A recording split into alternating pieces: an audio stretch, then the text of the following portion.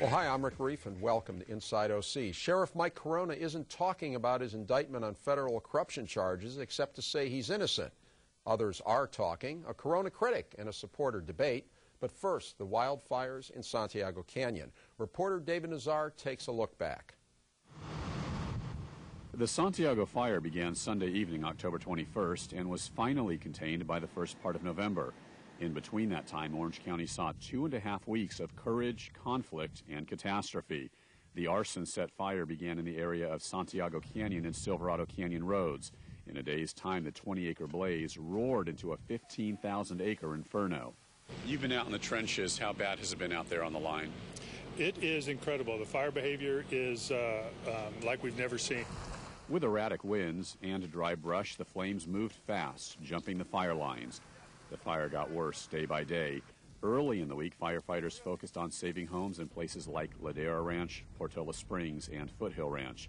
As we covered the fire, here's what we were looking at. Even after much of the fire has been put out along the 241, pockets of these flames can be seen all over along the hillside here in Foothill Ranch. This is just off the Alton Parkway exit. By midweek, those pockets of flames forced mandatory evacuations in the canyons.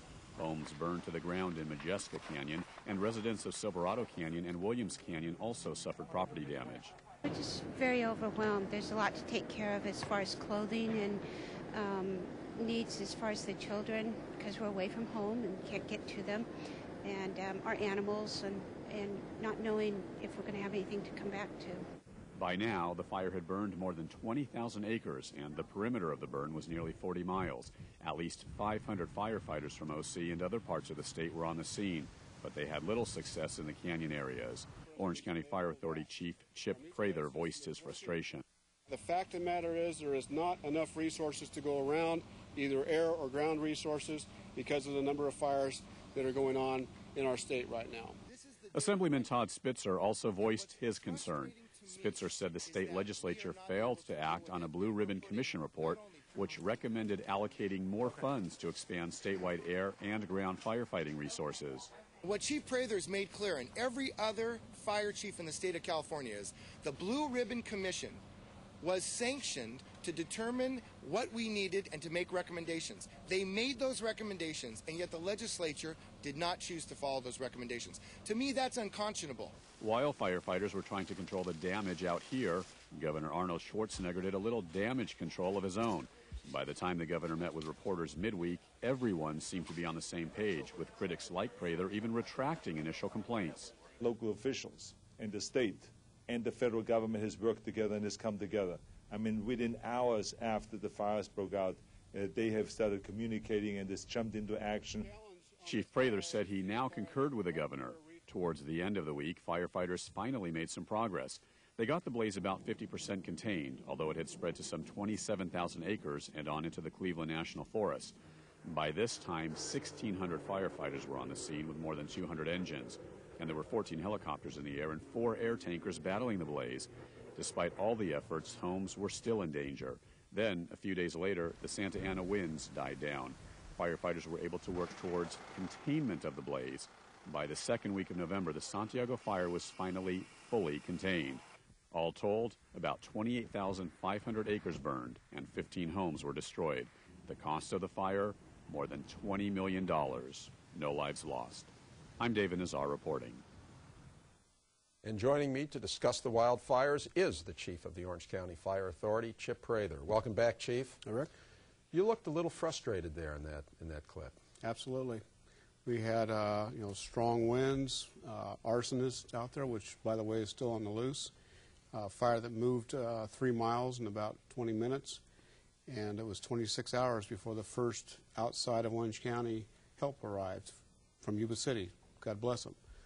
52 hours before any substantial outside help arrived to the county, and that certainly hasn't been my experience or expectation from the mutual aid system. So, yeah, I was frustrated. I had 12 firefighters have to jump in their shelters to save their lives, and we needed some help. And I think we're going to fix those problems in the coming months. How much, and we'll get to that in just a moment, how much of the frustration was unavoidable? It was the circumstances of winds, of other resources having to be deployed elsewhere. How much of it was, in your opinion, preventable? Well, the number of fires, we were the 9th fire to be burning actively at the time. So when you start those many fires spreading that quickly, there is a big demand on resources. The consequence of that is that we are in a defensive posture. And typically you stay in that defensive bump and run in the houses for a few hours and you start some perimeter control. We didn't do any perimeter control. Well, in fact, you had resources fighting fires elsewhere, right? We had sent in the morning of Sunday, I think it was 15 engines from our department and 15 from the other cities.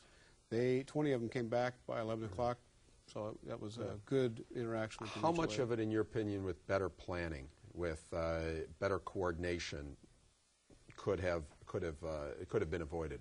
Well, I want to look into, and that's part of what we're got underway now, is to find out, was there, is it simply the demand wasn't available, or the demand outpaced the supply, or was there a breakdown in the coordination? I don't know the answers to that yet. But right now, what grade do you give the overall response? I would say the response was, from an Orange County perspective, A+. A+ in terms of everything that led up to it. The citizens took our message to, get in and clear your properties. The homeowners association did the fuel modification things, and every fire department in this county stepped up like I've never seen. We had 50 extra engines on the street when this fire broke out. Every other fire department did that same thing. And during the siege, we also responded to another 4,000 emergencies in the other parts of the community. So from the county standpoint, A+, of law enforcement, the emergency management staff, everything. It's when you get outside of Orange County that I wouldn't give it that same grade.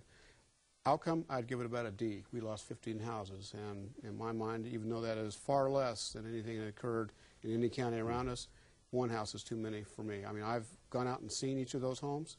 When someone was there, I've spoken with them. It's tragic. What do you want to see done now? What should be done moving forward so that we're better prepared the next time?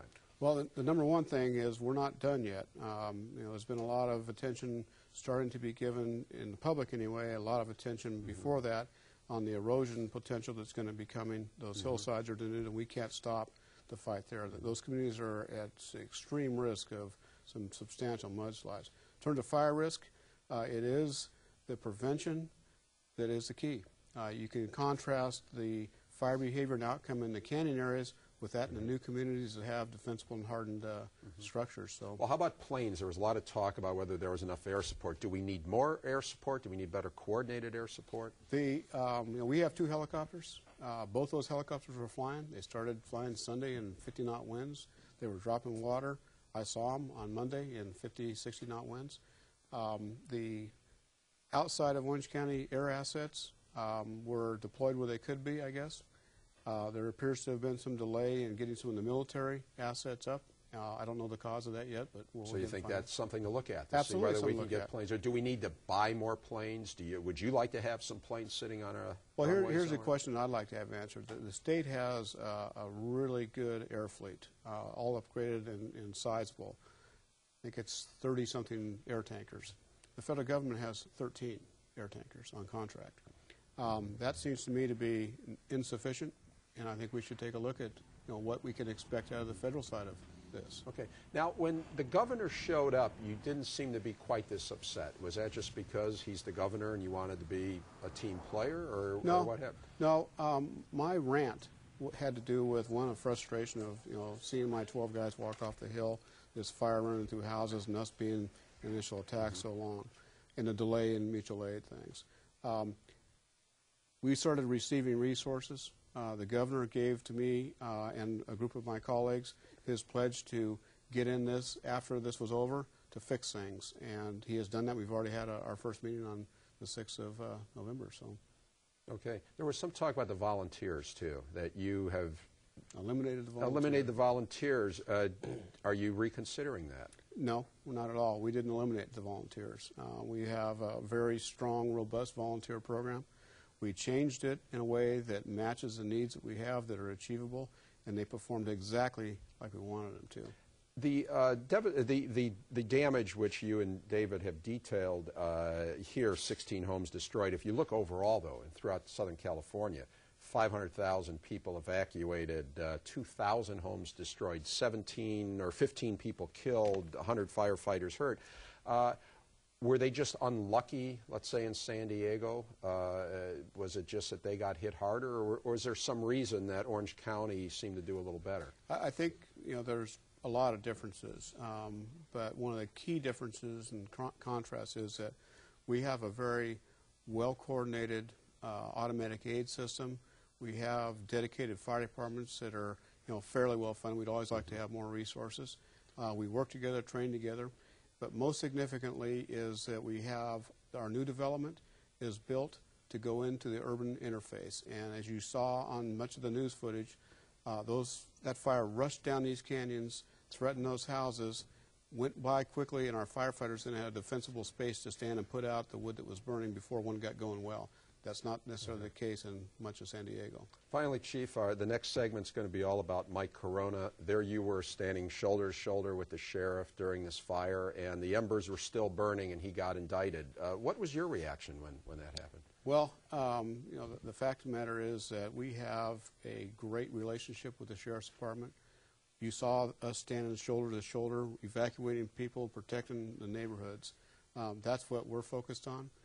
I've talked to Under Sheriff Galitsky about our lines of communication, points of contact, and we are good to go. The community is going to be just fine as we go through this, and we're not going to be distracted by the other things. Do you have a personal relationship with the sheriff? Have you talked to him at all? I've not talked to him, no. You've not talked to him about that. Okay, and finally, how does that foam? Does the foam work well, that foam that people spray? Oh, yeah. The barricade works well. It's got a downside to it. It damages the paint on your house, but the good part about it is at least you got something to paint. At least you have a house to paint. Well, Sheriff, thanks much. And the arsonist, anything on that? We're still looking. The longer it takes, is it less likely we're going to figure out who did it? I think what will happen is, I'm hoping what will happen is over time, the leads will start popping up because of somebody's big mouth, and we'll give $250,000. Still hopeful you're going to find out who did this. Absolutely. Okay, Chief, thanks much. Great work. Thank you. Great work. The OC Insider is next, and then the Corona indictment on Consider This.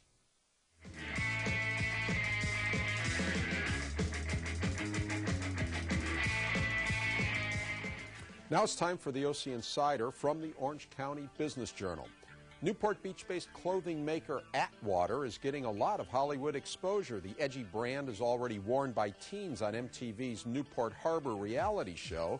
Now there are requests from actors on the NBC show Life and from soccer star David Beckham, who wants surf trunks for an upcoming Pepsi commercial. The buzz is good. Atwater recently landed orders from Nordstrom.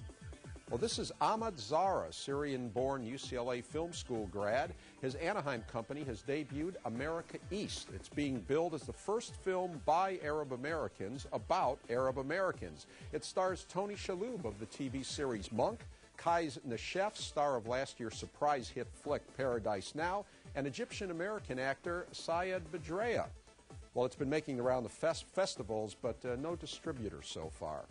And here's a picture worth 1,000 subprime loans. New Century sign coming down on the Irvine building that had been its headquarters.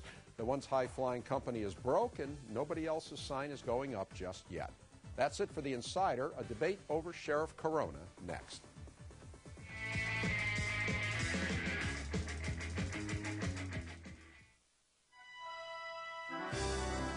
On upcoming editions of Real Orange, from kids to classics, we'll look back on some images from local holiday traditions. The 300 musicians and entertainers will be part of the annual Orange County Music Festival, swinging onto 4 stages in Anaheim. Plus, turkeys and runners alike trot on down to Dana Point for a Thanksgiving Day 5K. Join us for those stories and more weeknights at 6:30 and 11 on Real Orange. And back for another edition of Consider This. On the far end, lawyer and Democrat Steve Young and Republican pollster Adam Probolsky. Welcome, gentlemen. Glad to have you back on. Here is the one of many front pages featuring the sheriff lately. This one, I am not guilty. Steve Young, you're a lawyer. Far be it from you to convict somebody before their day in court. Do you think he's innocent? He's innocent until 6 federal jurors say that he's guilty, and I'm willing to grant him that. I think that's our system, and if anybody's saying he's guilty right now, for example, I think the worst thing I'd like to be right now is John Morlock's friend. It seems like everybody he's friends with, he throws under the bus. Let's wait till the jury does its work before we go doing that. What do you think, though, based on what you've read so far? Well, you know, to me, the bigger question is not whether he's innocent or guilty, but all of this stuff came out before the election. And, in fact, he went to try to get an endorsement from the Republican Central Committee and didn't get it. That should have been a real red flag for people that we need to be taking a look here before we cast our ballot. And I think people got what they deserved when they vote the way they did with this type of stuff out there and nobody following up. So, Adam, 2 points there. One is he innocent or guilty? You're a friend of the sheriff's. How do you feel about that? And are the Republicans to blame for letting him run again? Well, correct, Steve, if I may. The sheriff did get the Republican Party endorsement, and wasn't easy though. Well, he got it. Well, he needed 2 go-arounds to get it in a special session. Whether he's guilty or innocent, I'm somewhat suspect of federal prosecutors. All of them think they should be the Attorney General or a Supreme Court Justice. They have egos probably rivaling heart surgeons. They use flowery language in the indictment, things like longtime mistress and get-out-of-jail-free card, things that are, big words that really don't mean a lot. I've not talked to the sheriff, but nothing in my decade-plus of knowing him and working with him in many different capacities has ever suggested that he would be guilty of any kind of crime. So do you think these are trumped-up charges? I think that's part of what federal prosecutors do. It's their job. Their job is to make big charges and then get smaller convictions. Wow. So that would be what I would suggest that they're probably trying to do here. You've got to remember that virtually all the accusations are based on jailhouse confessions. These are people that knew the sheriff, that were being sent up the river for decades or more, and they came up with a scheme to suggest that he did something wrong because they wanted to get less time in jail. But the real problem I have is what I just heard you say is we have activist prosecutors now. I mean, we hear activist judges, now we get activist prosecutors. I don't think you have an attorney general or a U.S. attorney or any of those who set out to destroy people or to trump up charges. They held this indictment for a long, long time, and it was only released as they continued to accumulate evidence. I'll take the position again. He's still innocent until he's convicted, but to say that this is trumped up charges or flowery language, I've read the indictment. It didn't sound too flowery to me. It sounded pretty direct, and there's stuff coming out. And I think there's a reason Sheriff Corona took time off to deal with this, because I think it's serious. Well, anytime you're indicted by a federal grand jury, it's very serious. But keep in mind that virtually every single one of these accusations has been vetted by the Attorney General, and the Attorney General took a pass, said there's not... The Attorney General or the... California Attorney General took a pass on this and said there's nothing there, or we're not willing to move forward with it, and that's where the feds picked up. And there has been the analogy, a couple of people, I don't know if you've done so, but some people are now saying this is like the Duke lacrosse scandal, that everybody's ready to convict the person, and then they find out it's an overzealous prosecutor and the charges are groundless. But if that were the case, why isn't Mike out there? He's saying he's innocent, but he's not giving any details. If, in fact, he is so innocent of these charges, why isn't he out there talking about it and giving the evidence and really speaking to it rather than hiding behind the lawyers? I don't have the answer because I haven't talked to the sheriff about it, but I've talked to lawyers, and not his, but other lawyers, and you know how it works, Rick. The attorneys tell you to just clamp up, don't say a word, don't talk about it, because you're talking about serious charges here. And there's a way of fighting it, and that's what lawyers will tell you. Well, I think America's sheriff should take a different tack, though. If he's innocent, what he says will do him no harm. I see it more like, rather than a Duke lacrosse situation, a Duke Cunningham type situation, where you've got a public official who really has a problem. And I think that's what we're really looking at. Someone with a serious problem, or he'd be out there saying, show me what you got. I can answer everything. And we haven't heard that. We've just heard, I'm innocent, and he clams up. And we hear more and more things coming out. For example, the Fair Board this time, today, we learned that there was this thing about the paintball that's been going around. It now turns out it's the Fair Board, which is where his wife was working, with the appointment that he got her, and political contributions that tended to fund that. I'm in a situation where, I'll say it again, he's innocent until he's proven guilty by a jury. But there are a lot of questions here. This thing is starting to look more like Duke Cunningham than Duke lacrosse. Well, that was a pretty good one there, Steve, I'll tell you. But just so for the viewers, the paintball, it was this company that has a paintball park, or they have paintball parks, and they're putting one in the fairgrounds, and they met with Corona, allegedly, and in order to have the the skids greased for them and Corona's wife sitting on the board. That's the allegation. What do you think about all that, Adam? I don't know the details of that, but I'm sure a lot of people are going to come out of the woodwork and make all kinds of accusations like they have. A great example is one of the guys that's probably a big part of this federal indictment is based on is George Jaramillo. A guy whose probably most honest moment in his life was this morning when he asked his jailer if he could use the restroom. I mean, this guy, and then the other folks that are along in this indictment, Heidel and Cavallo, guys who all of whom were facing federal time, and they cut a deal here. That's what this is about. But why does he have people like that around him? I mean, the truism is you go to bed with dogs, you wake up with fleas. This is the sheriff. He is supposed to be above reproach, and he's got these very people that you're now berating as his closest advisors. I think that is a real issue. Bad judgment is one thing, Steve, but criminal behavior is another. Does he regret associating with some of these people? I'm sure he does. But that doesn't mean he's a criminal. But, you know, given the fact that this is ostensibly his last term, he said it would be his last term, and unless you want to disagree, it does look as though politically Mike Corona is finished. And if you want to dispute that, I don't think he ever expected to run for anything ever again. Why doesn't he just for the sake of everybody, just resign and fight these charges and let's get on with it? Would you have had Bill Clinton resign? Would you have had anyone else who... I think we know a lot of people who would like to have had Bill Clinton, and some people still think he should have resigned rather than put the country through that. But in this case, I mean, come on, you've got the sheriff indicted here, and there is no real, what's the political prospect? Why hang in there? Well, let's remember one thing. We have a sheriff's department, thousands and thousands of men and women who are protecting us. The fire chief explained, and that's where things are at today. We're being protected. We're safe. We have an undersheriff who is a competent manager as well as they come. And I agree with that. And doing a great job. And so the idea that there's anything other than full law enforcement and safety in our community is ridiculous. Well, except she says that if something really big comes up, she'll call the sheriff and talk with him. So imagine if there's going to be, you know, arrests of mob figures, she'll call the sheriff and talk to him about that, right? And what would be wrong with that? Okay. Well, the real issue that I'm looking at here is what do we do to create confidence among the people in our law enforcement. The one issue that I have... Do you think he should resign? I think that it's something that should call on real soul searching for him in terms of is he causing greater damage to our sheriff's department and the populace of Orange County by remaining, because a sheriff is someone who is supposed to be above reproach.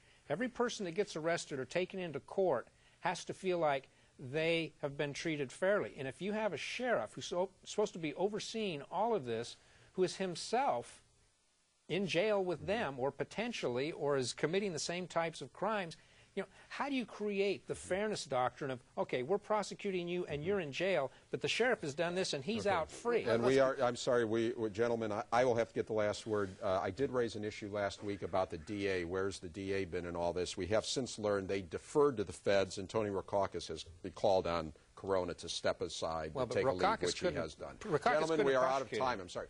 You can watch this show and past shows by going to KOCE.org and clicking on Inside OC. My guests have been Chip Prather, Steve Young, and Adam Probolsky. Thanks for watching. I'll see you again Inside OC.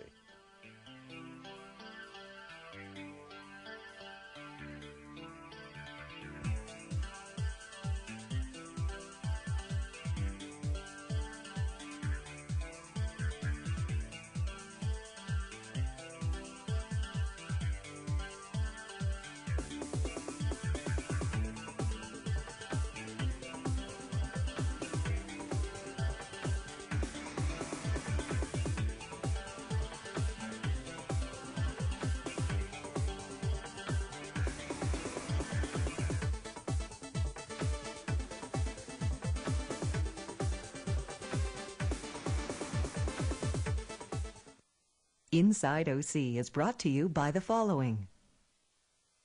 Young adults with cancer have unique medical, social, and emotional needs. They deserve better outcomes. I am passionate about improving their survivorship.